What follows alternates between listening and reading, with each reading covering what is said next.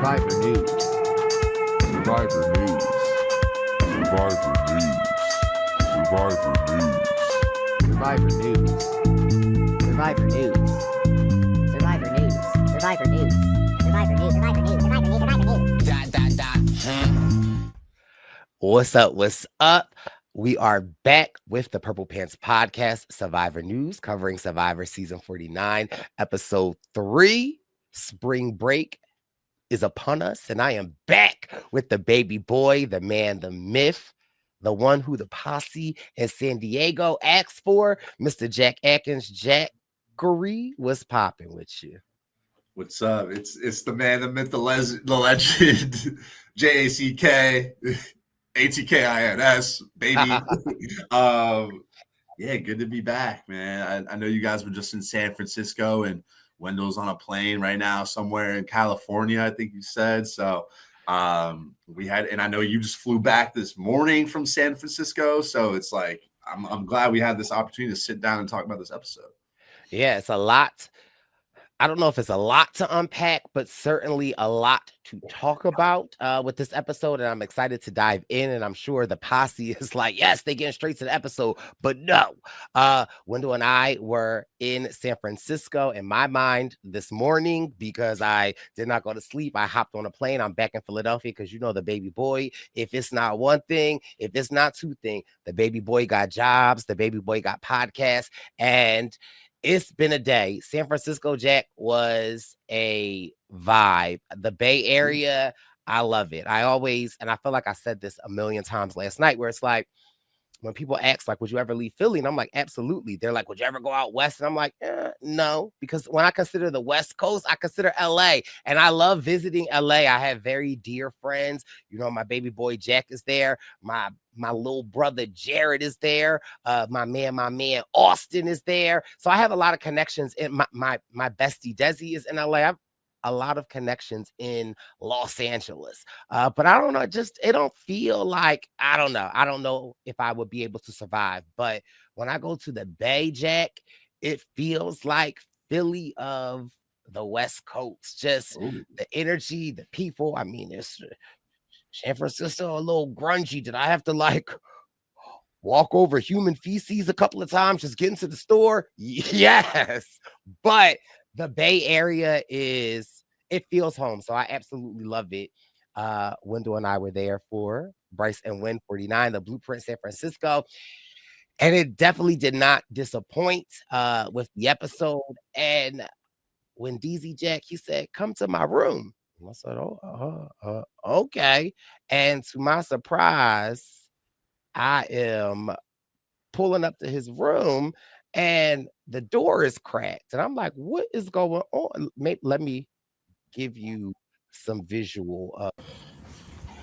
Oh, dreams do come true. Oh, my God. This guy. Where are all the shirts at, man? I don't know, but you can. Wendell and Jake just shirtless. Oh, dreams do come true. That's what it felt like, Jack. And it was for the listeners who aren't watching, that was a video of Brice goes into Wendell's room and Jake from the current season is sitting right in front of the door on a chair, no shirt on, just expectantly for Brice. So it was very interesting. And when we got to meet Jake before the episode, he came to San Francisco for the Brice and Win, and we're truly appreciative. Again, just anyone that comes to our event, we're always appreciative, any of the alum, but it takes a certain type of person to want to come out to a public event when you know that you are, spoiler alert, going home and not at your own conviction, maybe at the word. And I feel like the last time we experienced that was on the West Coast. You happen to be there, Jack. I think it was like Survivor Season 46, 44 with Matthew. Climbing the rock. And so it was crazy. And just getting to know Jake, I was a little nervous about meeting Jake. You know, sometimes some Survivor contestants, you know, the ladder. I don't know how they're going to receive the Brice Izyah Britchers, but Jake multiple times was like, I listened to the podcast. And I'm like, oh, okay, sure, sure. And so as the night progresses, as Jake and I, share a little wet in the whistle, Jake's like, you wanted to know about my nipple, right? I was like, oh, now you're speaking my language. And so we got the origin of why Jake had one nipple pierced. I said, oh, I love it. I said, care to share? Is that something you can share for all the curious listeners at home about? I mean, I feel like I can. So I was shocked that he even said that, because when we talked about the nipple, that was like deep in the episode. So that's how sometimes I can gauge when people, but anyway, he essentially said he had his nipple pierced as a teenager and he only got one. And then he took it out. But after he took it out, that one nipple was always enlarged. And so as an adult, he was like, he didn't just want one enlarged nipple. He was like, I rather just pierce it so it looks like the nipple is enlarged because I have a nipple piercing. Makes sense. Fair enough, I guess. Yeah. He rocks it. I was like, well, Jake, you want me to pierce the other nipple? He said, no, brother, I'm good. But it was. He could pierce the other nipple, take them both out, and then they can. And then just have big nipples. Two big nipples. Yeah. You never know. Wouldn't be mad. So it was just great. There were so many amazing people that pulled up and showed out at Brice and Win, and we're just forever grateful. San Francisco was definitely a time. We had Nasir was in the building. We had Joe Hunter. We had Kevin. We had Annika. We had Shireen from Survivor season 30. It was just and 31. And 31, right? She played back-to-back, one of the originals to play back-to-back, reminds me of Michaela. It was just Janine Austin's mom, my mother-in-law forever. Eva. She pulled up, Miss Eva. I call her mom, but my mother-in-law. And so San Francisco was just absolutely a time. There was also a lot of the posse in the building, Jack, and we were talking before we jumped on the podcast, where obviously we've been podcasting for 4 or 5 years at this point. But at this point, it's like, I feel like it's our relationship, Jack, because, Jack doesn't call me in the middle of the night like he used to. And when I randomly FaceTime Jack be at the movies and he can't pick up. And so, sure, I was at the movies. Yeah, I was like, well, pick up. Let me see. But I forget that. I said, I want to buy a ticket. Just let me watch. I want to go to the movies. But I forget, Jack, that people listen to our podcast. I just use this as like a catch up for us to catch up. Yeah. I'm just like, what's up? What you doing? Shout out to your mom. Shout out to Ben.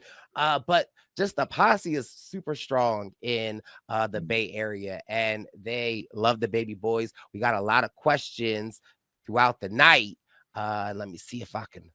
Where's Jack? Thank you. Jackery! The people yearn for my presence, I guess. Where's Jack? Thank you. Jackery!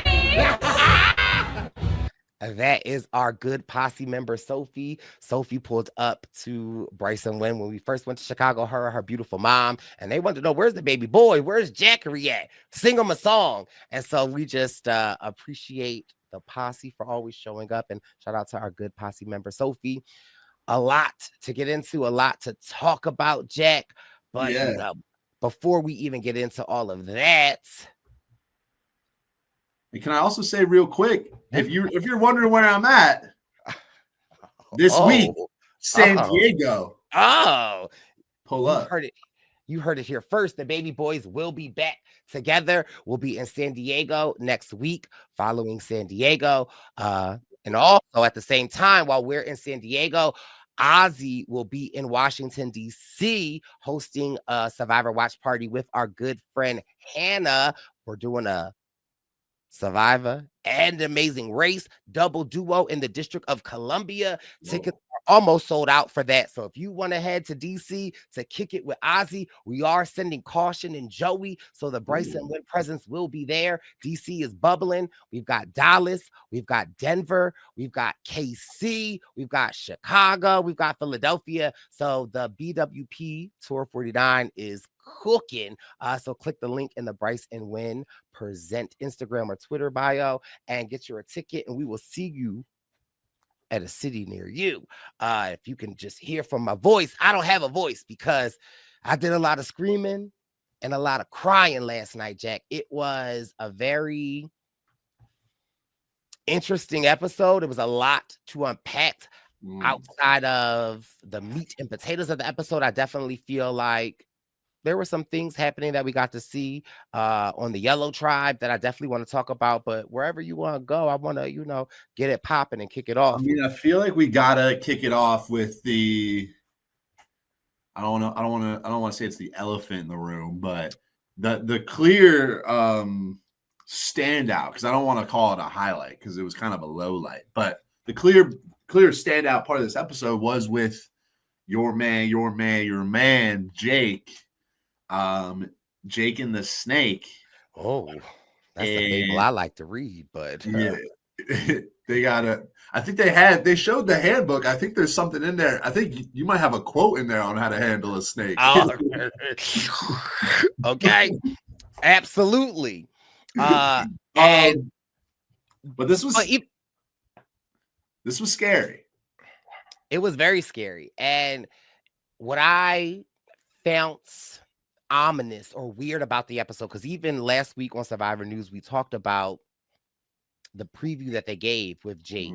And when we picked Jake up from the airport, Jake's like, it's a big episode, boys. It's a big episode. And so I just felt like, again, this is an unprecedented thing that has happened in Survivor, but I also just felt like with such a blatant and obvious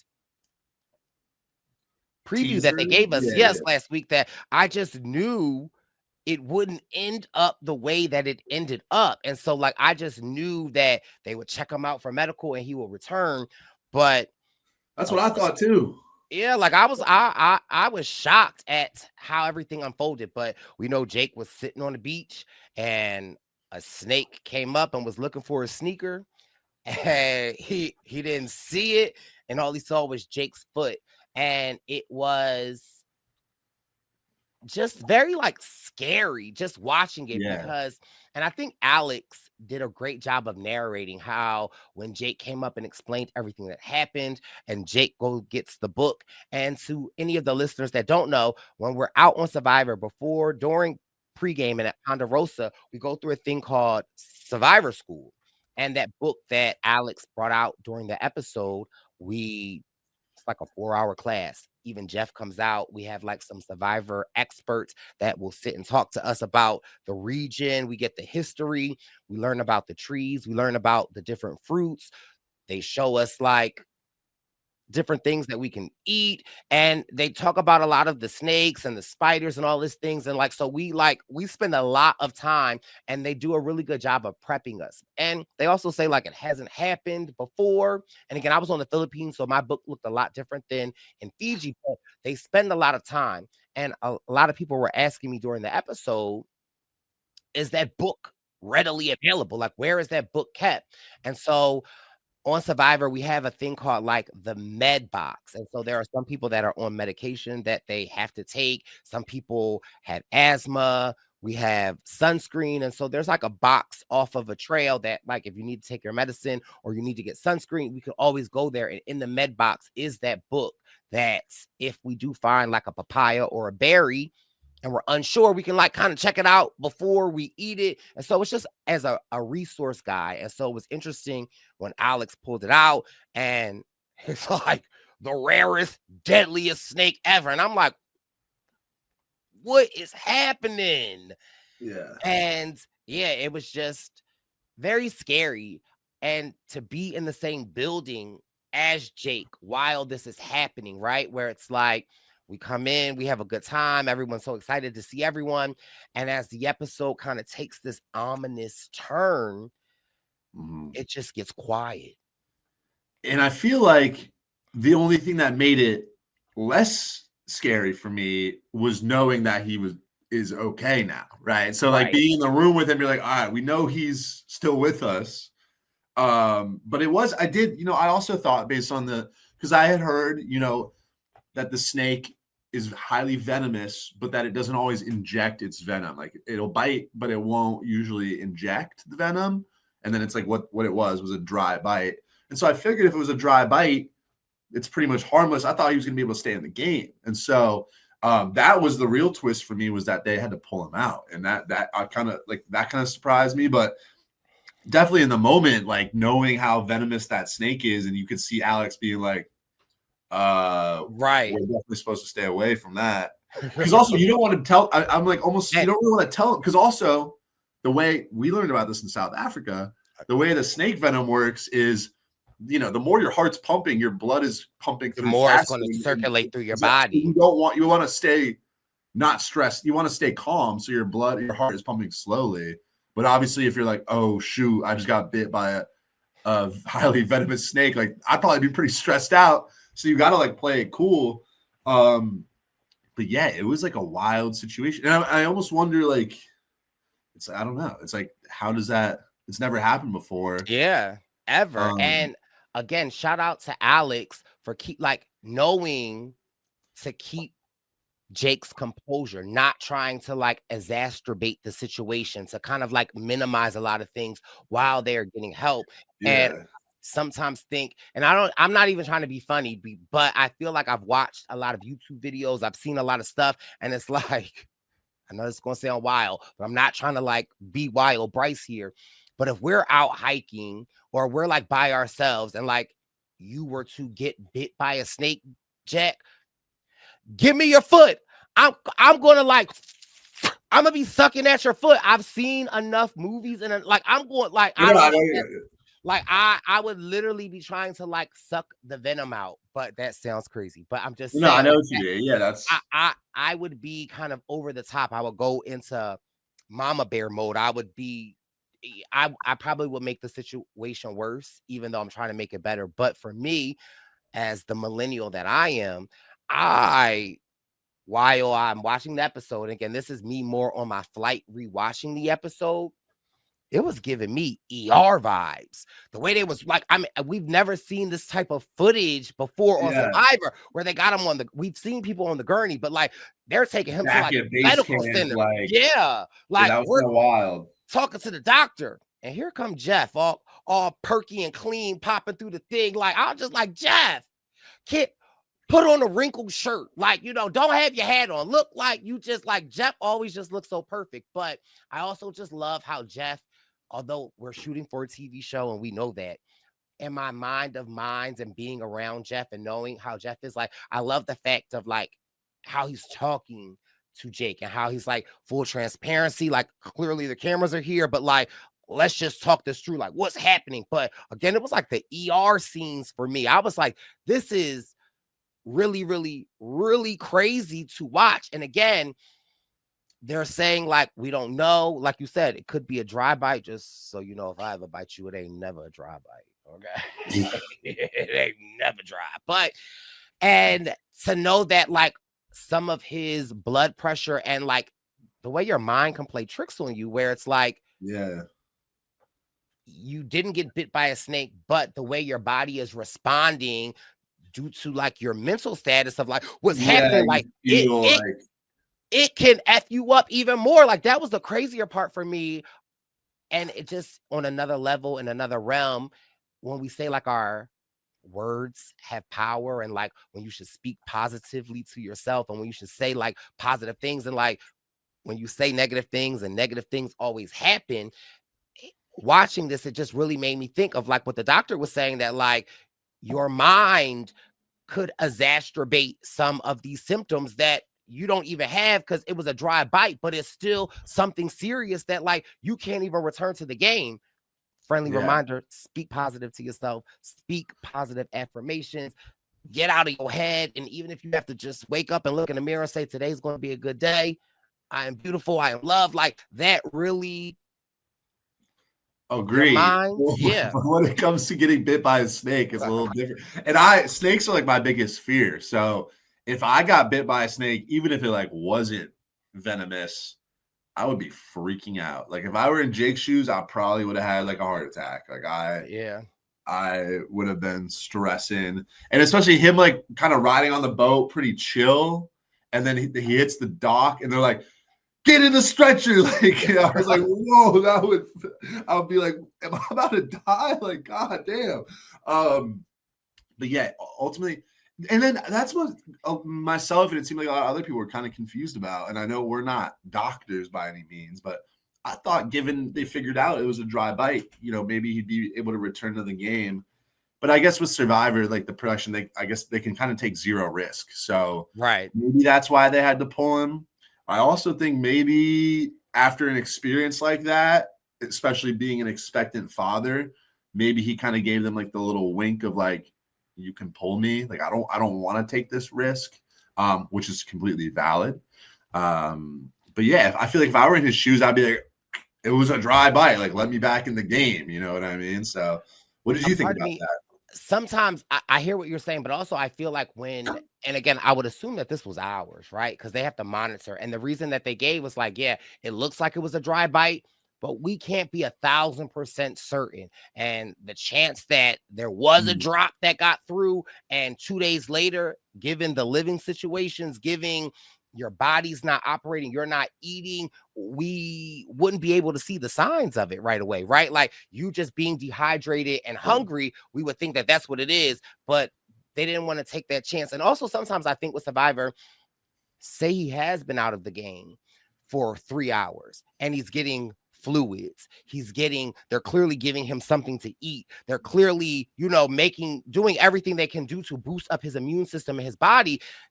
There is also a level of like, is that fair for him to return now on this tribe that doesn't have fire, it's almost, I guess it depends how long he has to stay out of the game, because if it's like 24 or 48 hours, I feel like that's a little long. But if he had gone back the same afternoon, I think everyone would have been fine with that.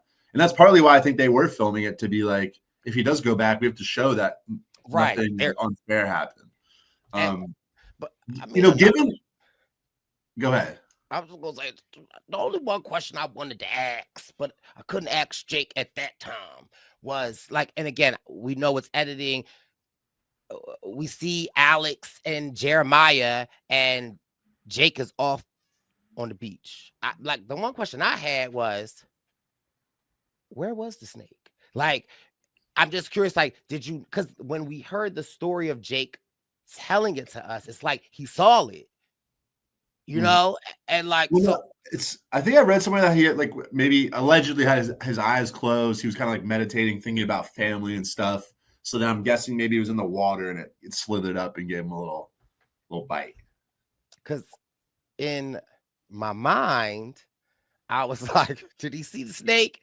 It was like, where your shoes at? Or playing with it with his foot. It was like, hey, and then like, I don't know, but that's because I did a little research, and like apparently, even though they're highly venomous, they're very docile. Apparently these snakes are very docile. They don't really like interact with humans. They'll stay away from humans. So yeah, I'm kind of like, maybe Jake was like trying to play with the snake. Like, give me your shoe. Give me your shoe. Well, yeah, that's the thing. I have some, not to make light of the situation, but obviously because everything worked out okay. And Jake got to go witness the birth of his child, which is sort of like, I'm kind of like, did Jake slip this snake a couple dollars to just to drive by, get me out of here? I could go, I played Survivor, and then I could go catch my son's birth. Like, give me $20, I'll give you a venomous bite. Give me $80, give you a dry bite. Jake was like, give me the dry bite. But clearly we're just joking, and I have met Jake, and I know Jake, I can jerk Jake's chicken. But whoa. What I'm saying is, going with your theory, knowing you got a son back at home, you see the snake, you like, yo, I got $80. You got a dry bite for me? The snake like, give me the foot. You leave, and in these press interviews, and we see Jeff saying, they love a returning season of unfinished business, and Jeff essentially saying that Jake will be back. Like it's almost Oh, is similar. that, did Jeff So he hint didn't at say that? Jake will be back, but he said that Jake has unfinished business and Jeff loves a Yeah. returning And season. that's kind of what I was gonna say too. Is like And you could probably so- ask Jake, and if he ends up going back, then it's like he got that little Survivor experience. He Which gets puts to him in a go great witness his position. son's birth, and then if he comes back again, then and it's like it kind of all worked out for the best. So that's the snake was a paid actor. Also, the irony that the snake bites him on the foot when he was stealing all the shoes. I'm like, is that some sort of karma? Like, I don't. Jack, the way I wanted We're all to thinking it. bust Jake's balls about that, but I couldn't because in the moment, and again, this is the one thing that I love about Brice and Wynn, where it's like David and Goliath, where Wendell and I, Brice and Wynn, BWP, we're the little guys out here, right? Like we're not the Goliaths like CBS. There's Rob, there's so many other people, and we don't want to be that, right? Like we have curated a unique vibe to come watch Survivor. And when we say it's a safe space, it's a safe space to have Jake, who is this. Well, also, I like to say on the TV show, I thought Jake was big, tall. He kind of like he a little short, shorter than what I thought. Really? But he is like buff. But to have this big guy, this like, you know, we see what Jake gives, to have him in a room of 180 people crying and watching this experience, and to have Nasir wrapping his arms around him, to have Joe Hunter next to him holding his shoulder, to have Wendell behind him and just embracing him. And you know, I love a little man-on-man love. You know, I don't think anything is wrong with that. But in this world that we are currently living in, to just see men loving on men in a time of need, like it really was such a beautiful thing. And so, like, Jake is taking in this moment, and afterwards, Jake's like, Wendell, give me a beer, right? Like, and it's like just this weird community. And again, I say it takes a lot of someone's character to know that you're going out, like this. Me, I want to be in my mom's basement underneath the radiator watching this. And for Jake to choose to watch this with so many people and still be able to have such a good time, it really spoke volumes to him. And so it was like really sad when Jeff was like, we got to pull you from the game. But I also, and tell me if I'm wrong, when you used to watch Survivor with your dad, and I remember like Russell Swan, even though maybe Russell Swan wasn't given the opportunity, I feel like there were a couple of people that were getting pulled, and I felt like they were given the choice, right? Like, or like, I don't know, it didn't seem like there wasn't a realm of like, put me back in, like, you know what I mean? Like, I don't know. I remember seasons where people being like, I'm good, like I'll stay, like, you know, and them letting them stay. Really? I don't. Okay, maybe. I feel like when medical team makes the call that they have to get pulled out, they're getting pulled out. I mean, they might beg to stay in.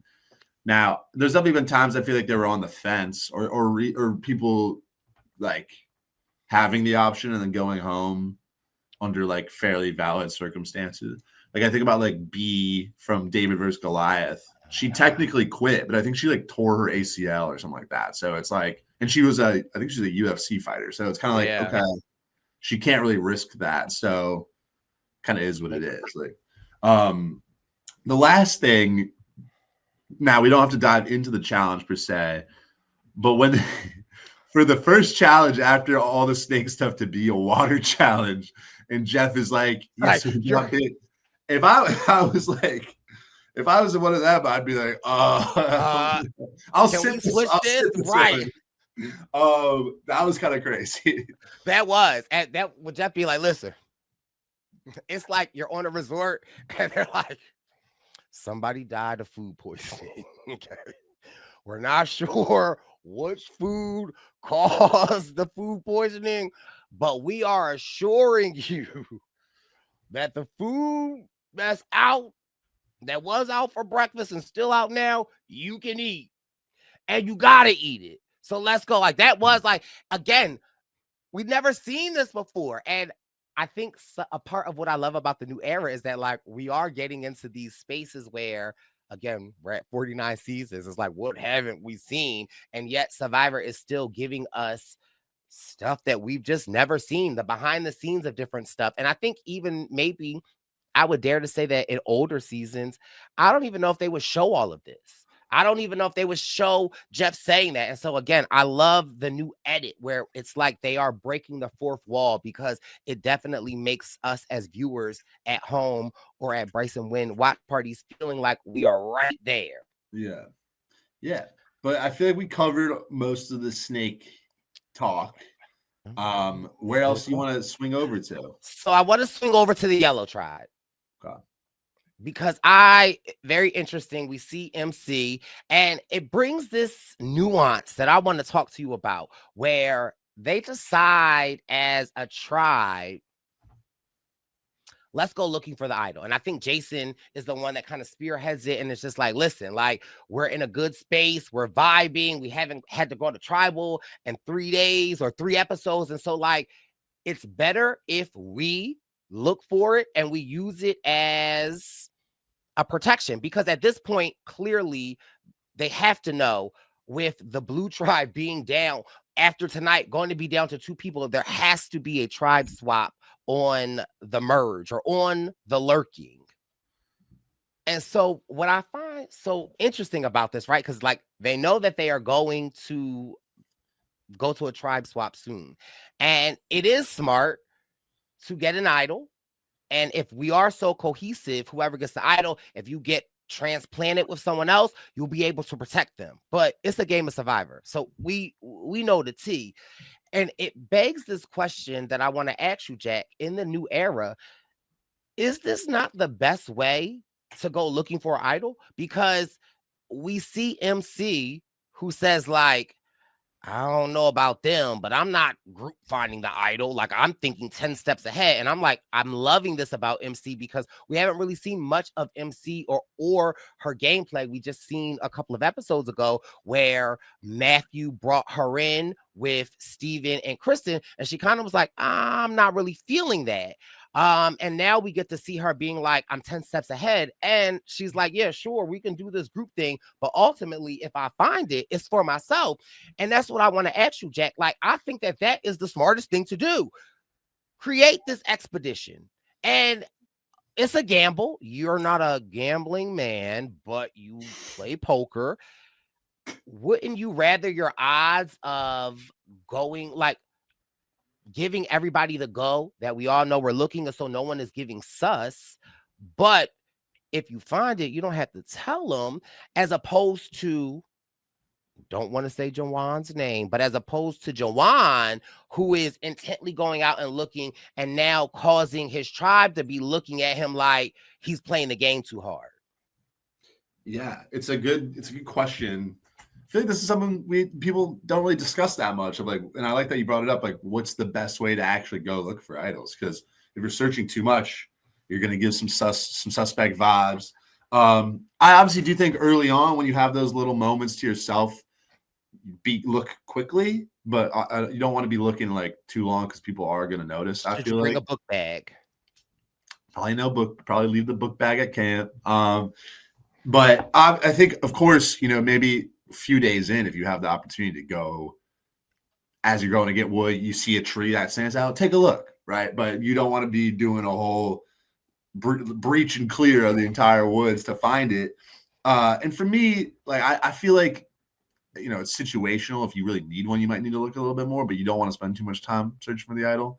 And so, yeah, I feel like if it gets to a point where you feel like nobody's found it, and you feel like a swap or a merge is on the horizon, and it could be something that helps all you, then I do like this approach.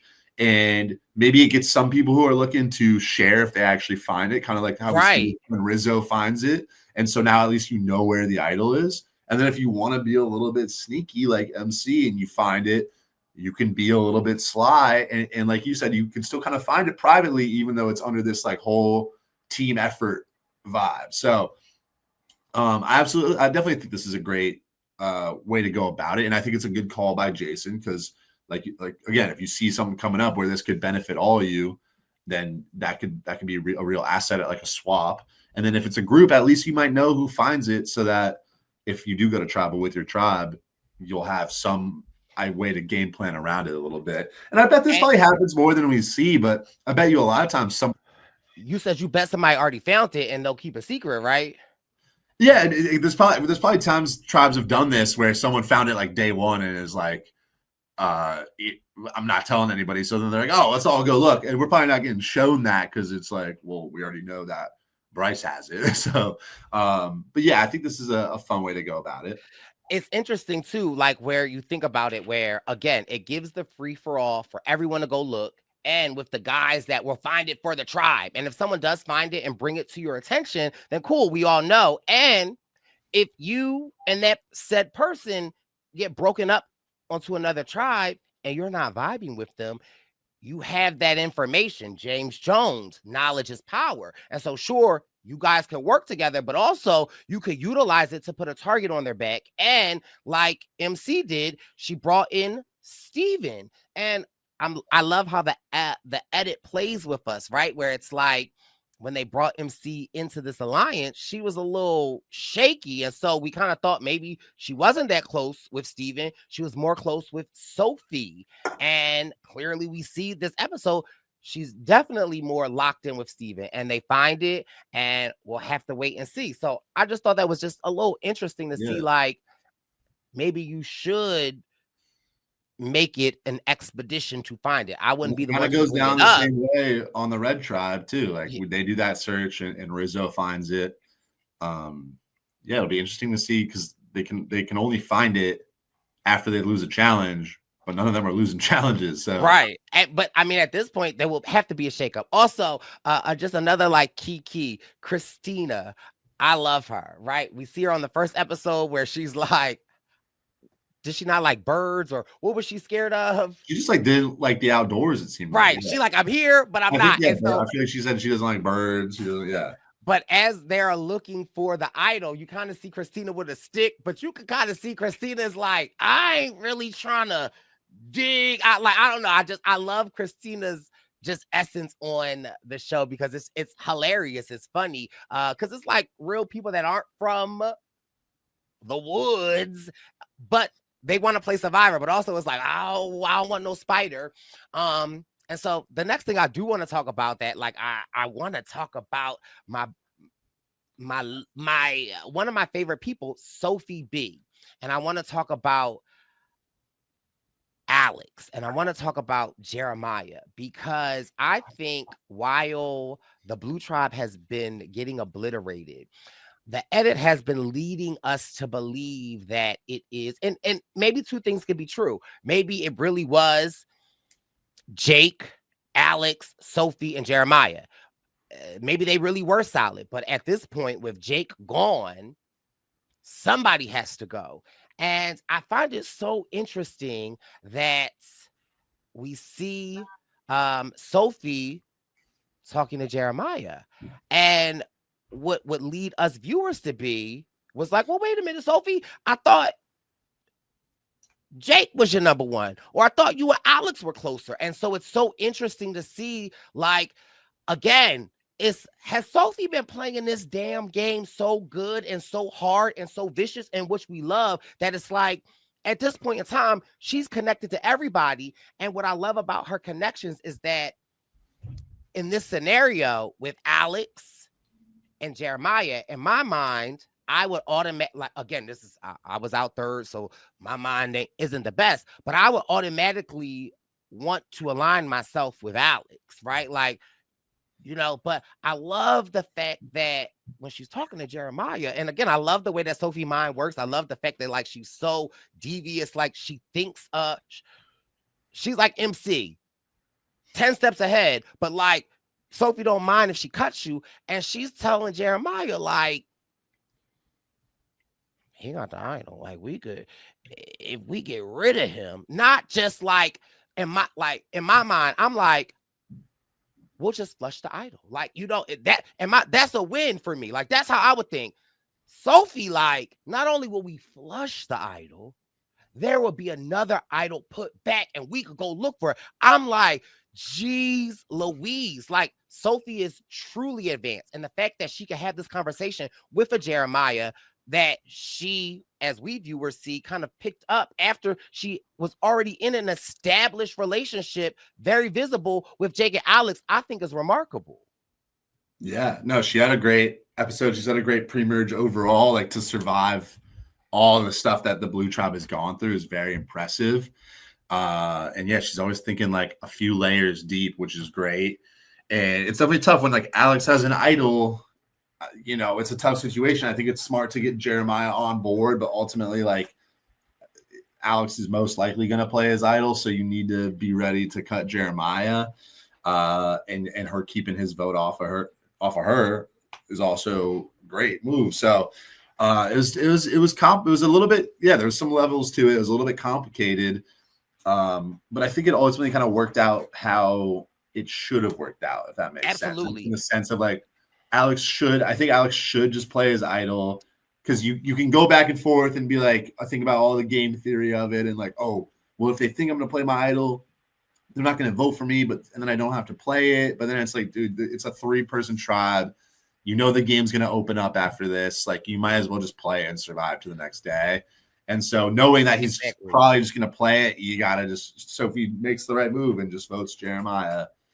And again, I think in my mind, the best position for Alex, given everybody knows you have the idol, right? Where it's like that becomes a problem when everyone knows you have the idol kind of loses its power a little bit, right? Well, it's still powerful, but in my mind, it's best to get rid of it. Like, relinquish yourself of that. So like, from that move alone, I'm like, get rid of it. But also, clearly, the gamer in me is like, well, if I could hold on to this. Yeah, but you could, if you always, what we've come to realize, I think, especially in a season 46 or whatever, if you always try to hold it on one step farther, you might not use it when you have to. Like, I'd rather just use it. And especially at a pivotal vote like this, where it's 3 people. You also know if you make it through this vote, it's going to be a swap or it's going to be a merge or whatever it may be. And typically, when you come from these little, like, these decimated tribes, the other tribes kind of go for each other. So you probably won't even need the idol for a while. So better to just survive in advance and make sure you get farther. So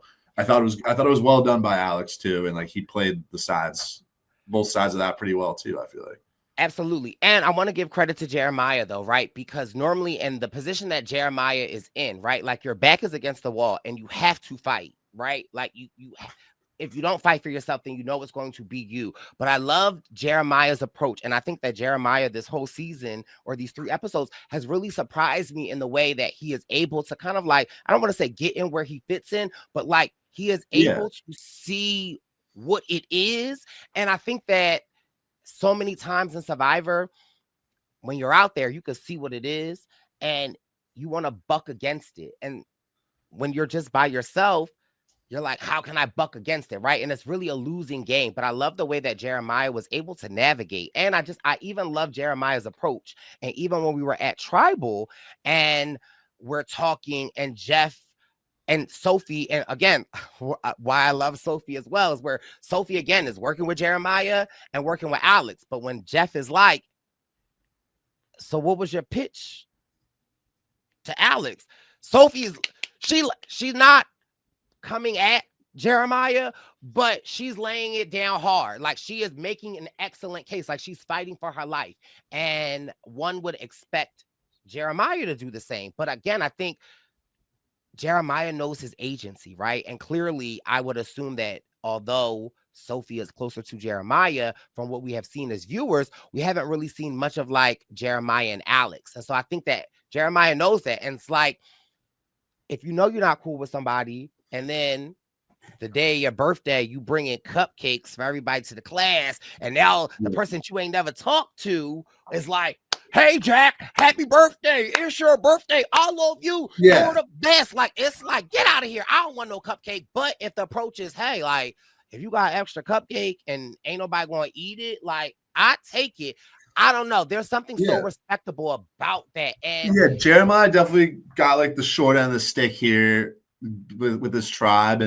And obviously it didn't work out for him, and he voted for Alex, and Alex plays the idol. But if you base it all on Jeremiah having a read that Alex is not going to vote with him, then he might as well hedge his bets with Sophie and try to make this play on Alex, right? Because it's like, even if Jeremiah votes Sophie here, he still goes home because Alex isn't voting with him. So I think it's smarter for him to put his faith in Sophie at this point than to put his faith in Alex and hope that Alex doesn't play his idol. Because if he has the read that Alex isn't voting with him, then like there's no point in voting for Sophie. Yeah. But also still pitch but I think that is the prime example of what I'm saying, that so many times in that position, we will see people not fight or you know what I mean? Just be like, it is what it is.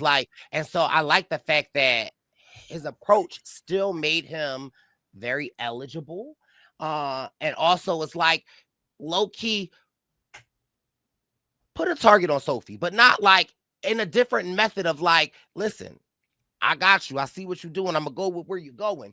So it was just really interesting. And so it was very sad the fact that 3 episodes in and the Blue Tribe is down 4. Now, and can I talk about one more thing with this tribal real because I want to get into what you're touching on too, but this is kind of the first time I've ever been I wish they could vote for themselves, because if I'm Alex, because I think they're not allowed to vote for themselves. But if I'm Alex, I think what I would have wanted to do is vote for myself, play the idol on myself, and see which of the 2 actually voted for the other one and didn't vote for me, right? Because say Alex was voting for Jeremiah, but say that Sophie voted for him and Jeremiah voted for Sophie, then you could see that. Then you'll know who voted for you and who try to make a move, and then you can see who actually voted with you. So, and then on the revote, you just vote out whoever you want. I kind of wish there was a world that you could do that. I think it would be really good move. But do you take you don't gamble, but if you were a gambler, is that a risk you would want to take? Well, you're putting the idol on yourself. So I mean, I know, but still well, it's not a risk. I mean, I guess you're right. The only things that could happen are they both vote for each other, and then you decide who goes home. True. And then if one of them votes for the other and one of them votes for you, then the one that voted with you, the one that voted for you will go home.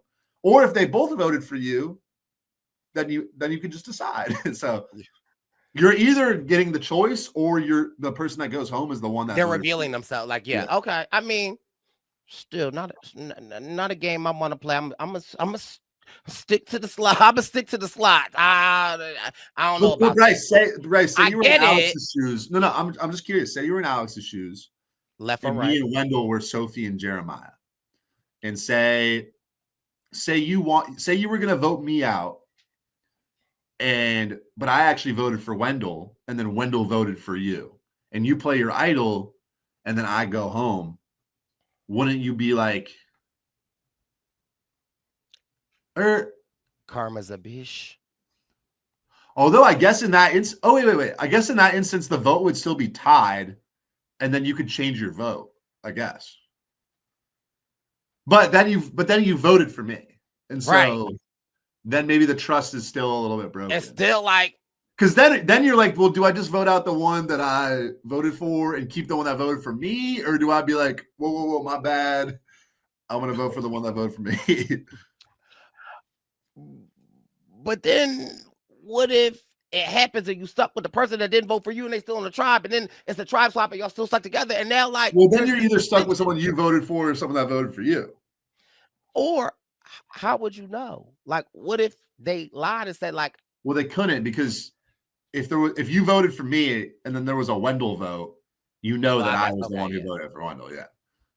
Kind of a lot of layers to a 3-person. No, it is a lot. It's a lot. But ultimately, I feel like in this new era, Alex got it right? Where it's just don't there's no point to play the idol. And I also feel like Sophie got it right, where it's in my mind, I want to believe that she was closer to Jeremiah, right? Because we've heard her multiple times say she doesn't like the bromance of Jake and Alex. And so Sophie voted out her ally to save herself. And that's something that I didn't have the wherewithal in my own situation. So it's like there's so much respect that I have for a Sophie in that moment, because it's like I say it all the time, it's self-preservation. So it's like she understands the game. And we had seen And her teasing previously, I hope that this propels her, but it does worry me a little bit, like with her doing the Tony move and like peeking behind, like Sophie is locked in, and let's just be clear, I'm rooting for Sophie. Like Sophie B, the B and Sophie B is Brice, Sophie Brice. My only concern now, and tell me if this is a valid point though, right? Because the Blue Tribe has been through the ringer, right? Like the Blue Tribe they've been fighting all day life. And the only thing that I'm worried about is that the tribe swaps happen. And now we're on tribes that like have been living privilege. They've been going to private school. They have nannies. They have tutors, right? And like now you're somebody that like hasn't had anything. And like you've been fighting your whole life. And now I'm worried that when she gets to another tribe, her guard might be up, and I think that I don't want the other tribes to see that as like oh no, she gotta go. So that's my only like worry for Sophie. But I feel like we've seen enough of her that I feel like she'll be able to navigate. But that is what I'm just concerned about when you just been fighting all your life. And she might come in a little too hard. Or not her or Alex might be like, all right, we're probably gonna go to tribal again. I gotta make my move. Right. Alex is like, we've just been chilling, like we're good. But I feel like the natural way it works out is that red and yellow will probably target each other, and that gives blue an opportunity to swing votes, right? 2 questions. Okay. The first one's pretty quick. Do you think if Alex did not have an idol, that Sophie and Jeremiah would have voted him out?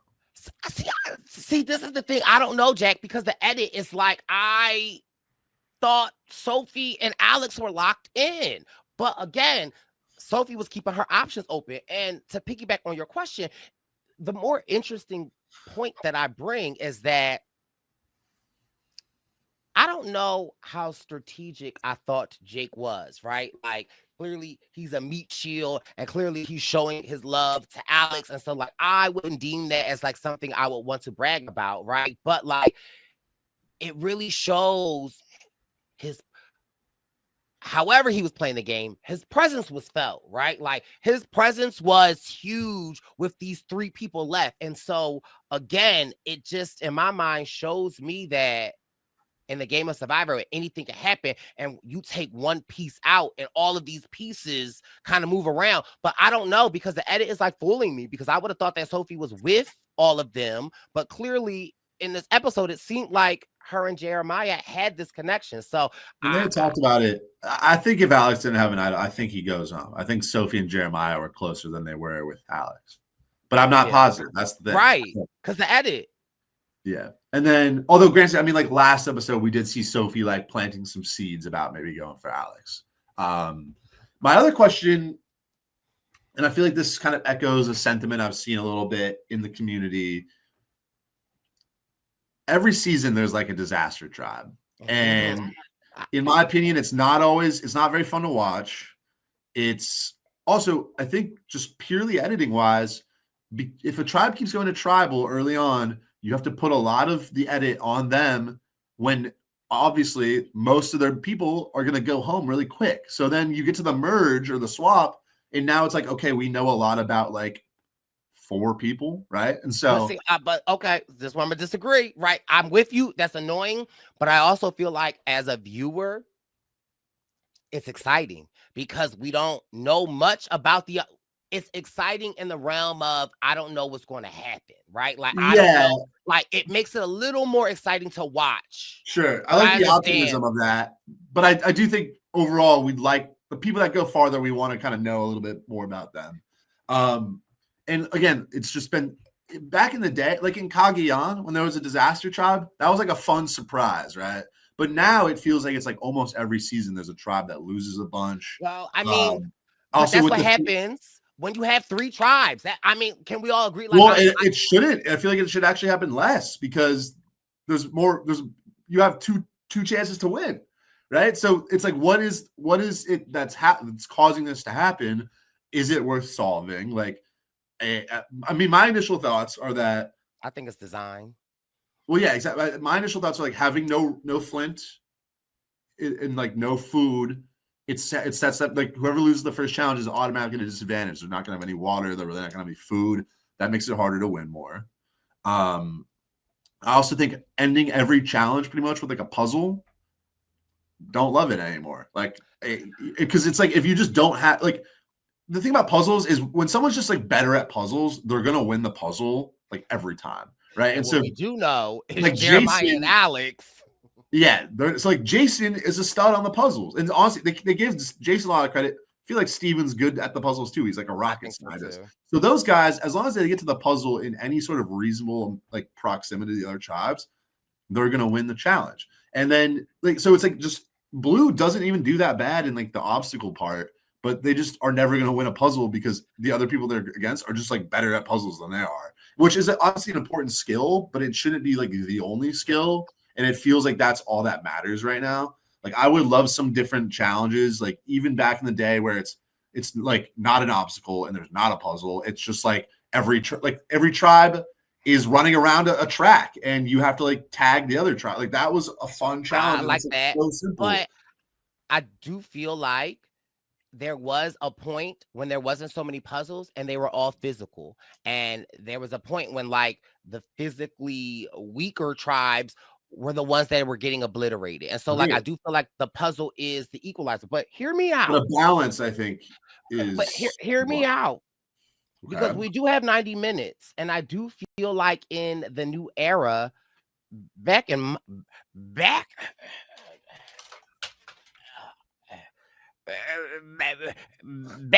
day, and I was middle of the road. But back in my day, we had 60-minute episodes, Jackery. And in the 60-minute episodes, pre-merge, we would get reward challenges. We would get immunity challenges. And I think there were times where we would see a tribe continuously lose the immunity, but in between they might win a reward. And so they're not as decimated. And I feel like in the new era, we don't see that as much because they just wait for the sanctuary to just start feeding them Applebee's at the sanctuary where all good things happen. And I think that that is a design that we should talk about. Like, we got 90 minutes. And just like, I feel like give them rice. Like there's not, it's just, why? It's not more fun to just watch them actually starve. You know what I mean? Like, it's just so imbalanced. And I think there's that point about the tribes getting decimated so frequently that makes it kind of boring. And then also I'm starting to agree with just the general, I used to love 3 tribes when it was like a fun twist. Well, but now a mix them now. Exactly. A mix. Like now it feels like people have kind of solved the 3 tribes. Like the formula is just like you get your 4 and you ride it out. And one tribe is just going to like lose every challenge and then you're good.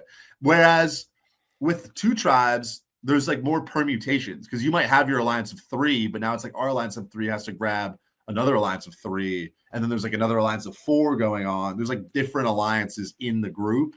I think that makes it more interesting. And at least on season 50, it's 3 tribes of 8. So you can't just have a 4. You need like a 5. How you know that? It's 24 people on the cast. Yeah. How you know it's not an island where 2 people just at the island? There's a tribe of 2, you think? It could be. It could be a ghost island. It could be something. It's 50. I don't know. I think we know it's 3 tribes of 8. Maybe things will switch up, but like I just a tribe of 8 more interesting than a tribe of 6 at this point. Okay, and I'll give you that. I feel like, and I used to love the 3 tribes, but now it's just like it's always like we gotta get our 4. I've never been a fan of the 3 tribes. If you're asking me to be honest, I've never been a fan. Also kind of to what like with you just end up in like because there's so few people. It's like if 3 people just happen to really get along, they're kind of gonna run the tribe, whereas there's a little bit more, I think, gameplay required in a bigger tribe to manage all these people. So, I mean, I'm definitely in favor. Like, do some tribes, like 2 tribes, I don't mind a swap where you maybe switch into 3 and now there's different dynamics at play or whatever. But yeah, this formula is getting old, right? And I Haven't think we a lot of people seen, agree. Jack? Haven't we seen we start off at 2 and maybe like 3 episodes in, then we swap to 3 tribes? Yeah. Then we see that in like Game Changers. Like, We see that. We used to see that a lot. We used to see that a lot. And I think that there was an era there around then where, like, I remember Ghost Island. They only had 2 eliminations and then they swapped. Like, give them a little more time than that. But I still, do 3 or 4 vote outs and then do a swap. And then I think they had the formula right for quite a while. And now, well, did they? I mean, but that's the thing. I mean, there's no more innovation. I mean, I'm with you. But the real question of the hour, Jackery, is with 2 people going home, the 3rd episode is very near and dear to my heart. And I don't know if maybe my vernacular needs to change where, like, it's the 3rd boot that is very special to my heart. Mm-hmm. Who is it? Because I was wondering too, because with our draft, I was like, who counts? I think Jake is the 3rd out. But then if you think about boot, I think boot implies like a vote. So it's like, but you're still out though. I don't know. Like, that's hard. Like, so it's like, or do I just get double the fun? Do I just get Jake and Jeremiah? I don't know. Posse, help us decide. Because I think you kind of get both. Same episode too, both out in the 3rd episode. It's like same day, it seems like, right? Because there's a realm where it's like, sure, I could leave Jake out of it and Jeremiah joins my club, but then it's like, it's almost as if like Jake is like, oh, he's like anonymous, but not anonymous, but like he's like above it. But I also feel like getting hurt, getting medevaced, getting like, this is a part of Survivor, right? It's the name of the game. So I don't know. So but it's not quite a vote out. It's like, I don't so that's what I'm saying. Posse should chime in. Please. Should I change my vernacular? Or is it Jeremiah? Well, it's not a vernacular. I think your vernacular is fine. It's more of like, who is it? And well, because I say 3rd boot, but maybe I should say 3rd out. Well, no, 3rd boot is fine, but it's just in a case like this, it's a little, because we've had this before. Yeah. So I don't know. Posse, weigh in, because I'm confused. Because last night I said something to Jake, and mind you, okay, this is how I knew I liked Jake. I said something to Jake. I said, hey, Jake, listen, I know going out 3rd is hard. It's a tough pill to swallow, but I said, it's greener pastures on the other side. Jake said, well, I didn't get voted out 3rd.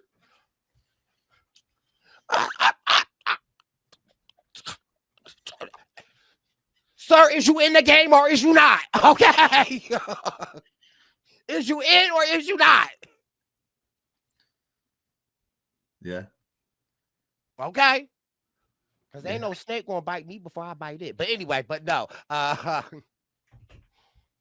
It was interesting times, interesting episode. Again, shout out to Jake. Very heart pulling.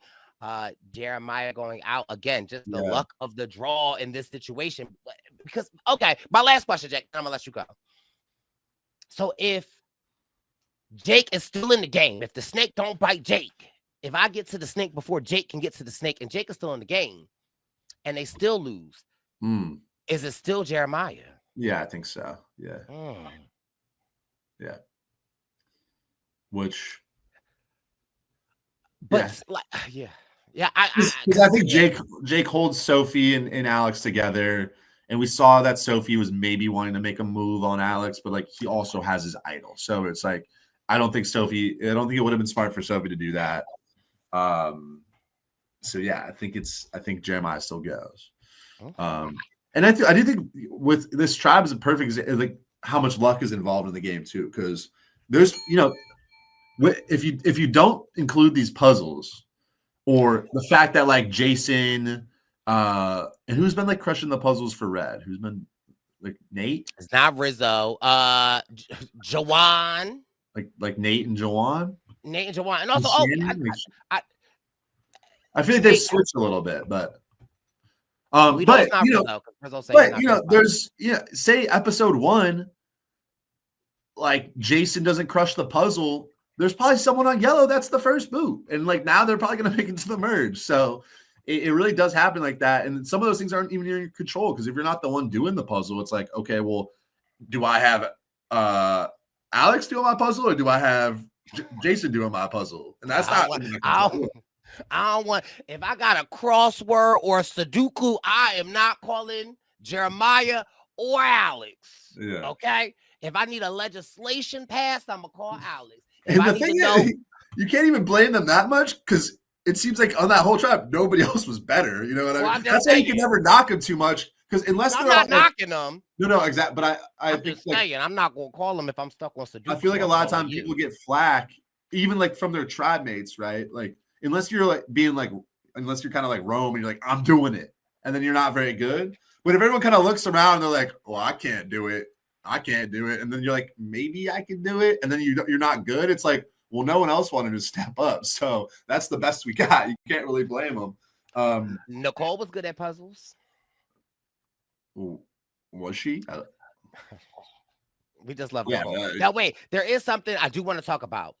I want to talk about Sage, because I felt Sage this episode, because I felt like you're damned if you do and you're damned if you don't. And Sage, heard this episode really touched me, and I got to hang out and meet Sage when we were in Boston, and I think the story that she tells of her personality, I think is absolutely true. And anybody knows me, I'm a mama bear.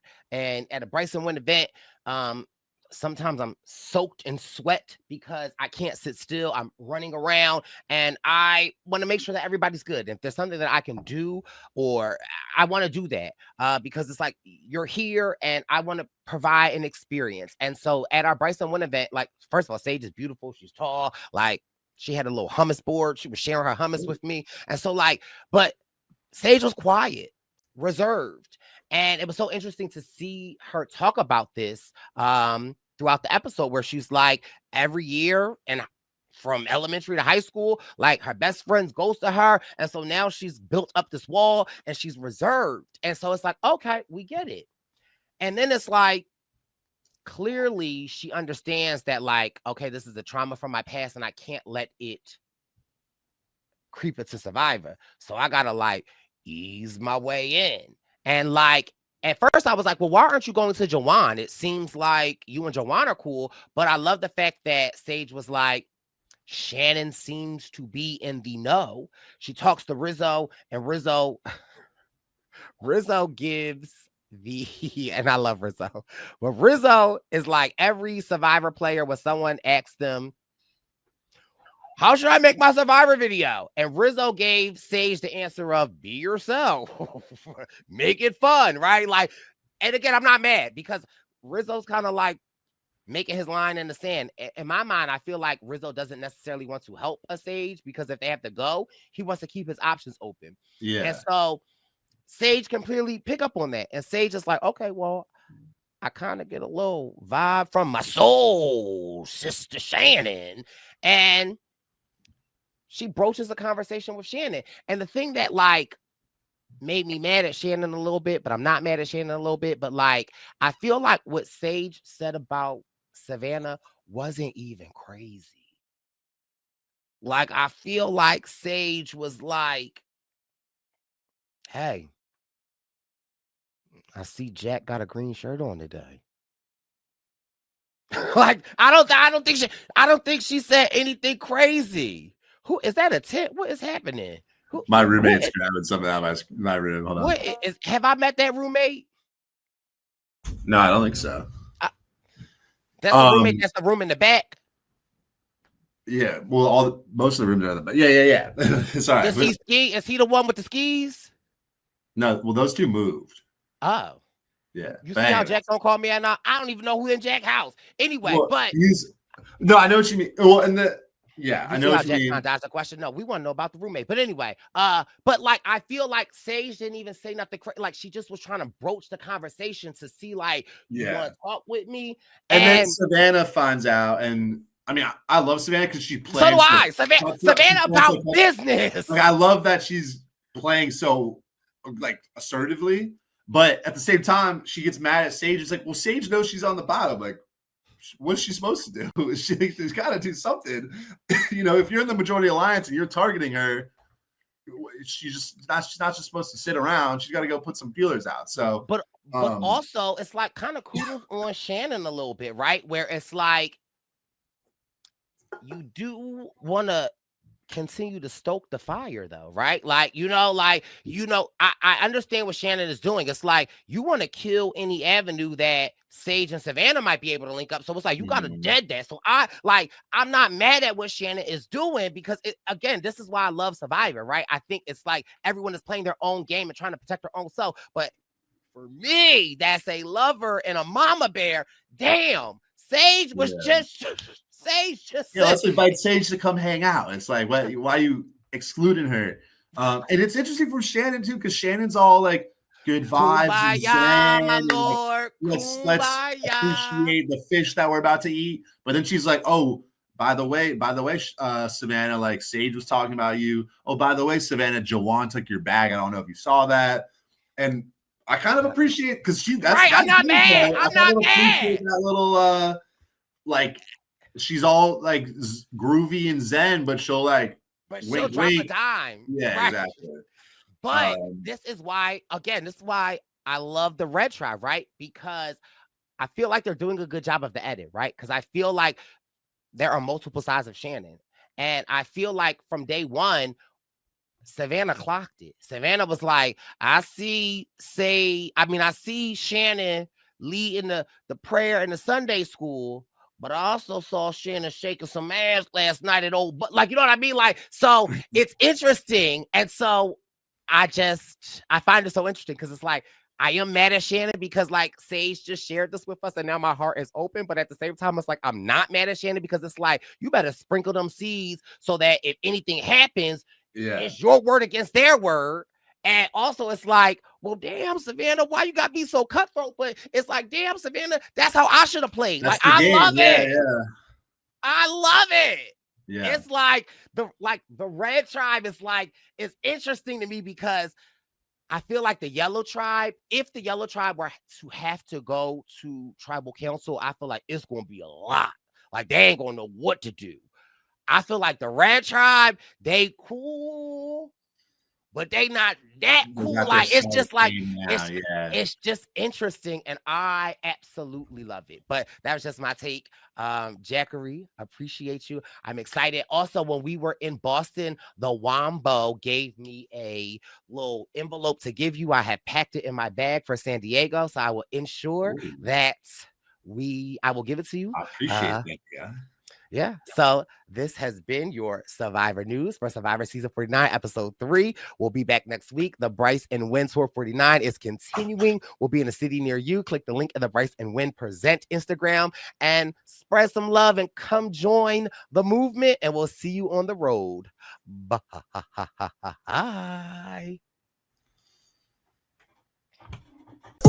It's the Purple Pants Podcast. You better listen in public, might make your stomach hurt. Ooh. It's the Purple Pants Podcast. You're trying to unwind, you better get that box wine. It's the Purple Pants Podcast. You're trying to get your snack, you better hurry right back though. It's the Purple Pants. It's the Purple